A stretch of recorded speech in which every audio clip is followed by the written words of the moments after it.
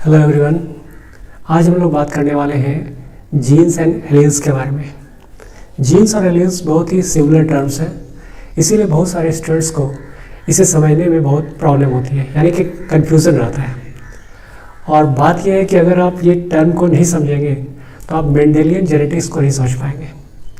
तो इस वीडियो को बनाने का मकसद ये है कि आपका ये जो कन्फ्यूज़न है वो बिल्कुल दूर हो जाए। So let's get started. So हम लोग पहले जीन से स्टार्ट करते हैं। यहाँ पे हमने जीन का डेफिनेशन लिया है जो कि एनसीईआरटी से लिया है। सो एनसीईआरटी जीन्स के बारे में क्या बोलते हैं? Genes are the unit of inheritance. Genes जो है वो यूनिट ऑफ इनहेरिटेंस है, और जीन्स हमें पता है कि क्रोमोसोम पे होता है। तो जैसे ही क्रोमोसोम एक जनरेशन से दूसरे जनरेशन में जाता है, उसी के साथ साथ जीन भी एक जनरेशन से दूसरे जनरेशन में जाता है। अब जीन्स क्यों इम्पोर्टेंट है? क्योंकि genes contain information that is required to express a particular trait in an organism. यानी कि हर जीन जो है उसमें एक इंफॉर्मेशन रहता है जिसके द्वारा एक पार्टिकुलर ट्रेट को एक्सप्रेस किया जाता है। सो ह्यूमन में जैसे कि 30,000 जीन्स हैं, तो 30,000 जीन्स में हर जीन में क्या एक इंफॉर्मेशन है, और वो इन्फॉर्मेशन वो यूज़ करता है एक पार्टिकुलर ट्रेट को एक्सप्रेस करने के लिए। फॉर एग्जांपल, अगर मेरा आई कलर ब्लैक है तो इस आई कलर जो ब्लैक आई कलर है उसके लिए एक जीन होगा। उस जीन में वो इन्फॉर्मेशन होगा कि इस जीन को केवल ब्लैक आई को ही एक्सप्रेस करना है, ब्लैक आई कलर को ही एक्सप्रेस करना है।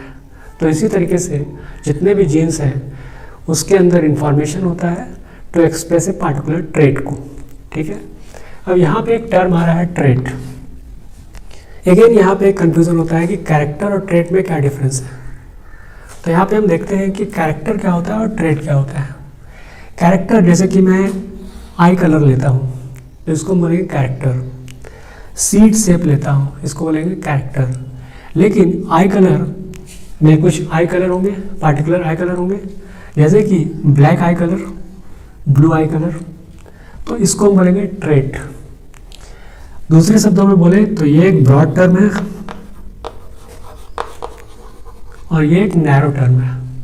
यानी कि आई कलर से तो कुछ समझ में नहीं आता है कि किस तरह का आई कलर है, लेकिन अब जब हम बोलते हैं कि ब्लैक आई कलर है तो हम क्या बात कर रहे हैं? उसके ट्रेट के बारे में बात कर रहे हैं।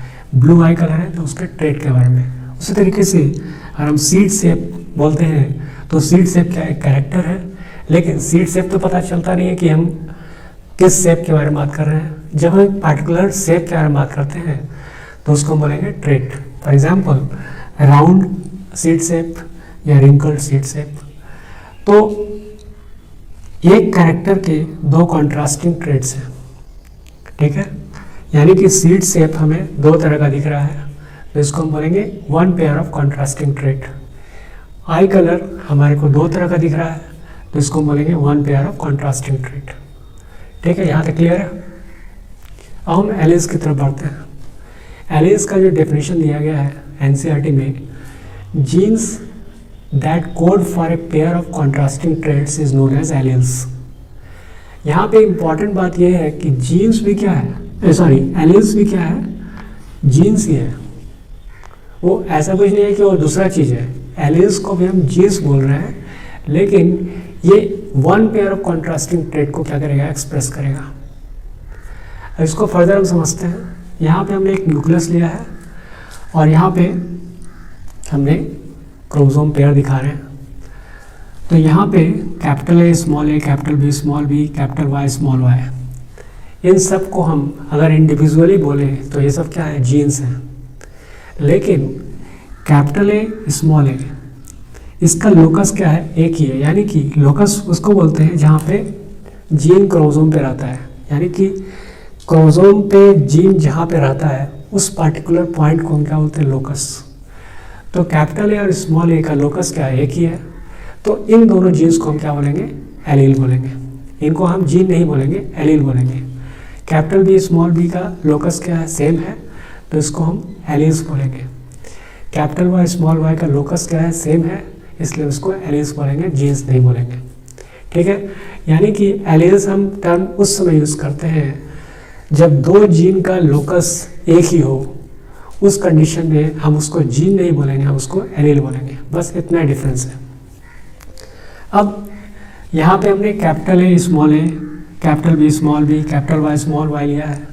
अगर हम ह्यूमन की बात करते हैं, फॉर एग्जांपल मैं एक डिप्लॉयड ह्यूमन बीइंग है, तो डिप्लॉयड में क्या होता है 23 पेयर्स ऑफ क्रोमोसोम्स है ह्यूमंस में।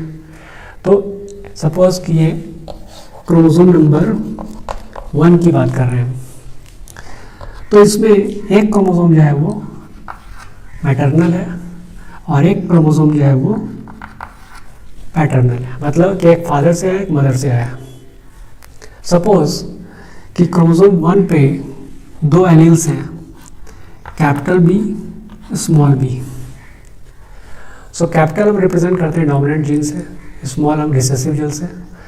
तो ऐसा नहीं है कि हर बार हर इंडिविजुअल में क्रोमोसोम नंबर 1 पे कैपिटल बी या स्मॉल बी का ही कॉम्बिनेशन रहेगा।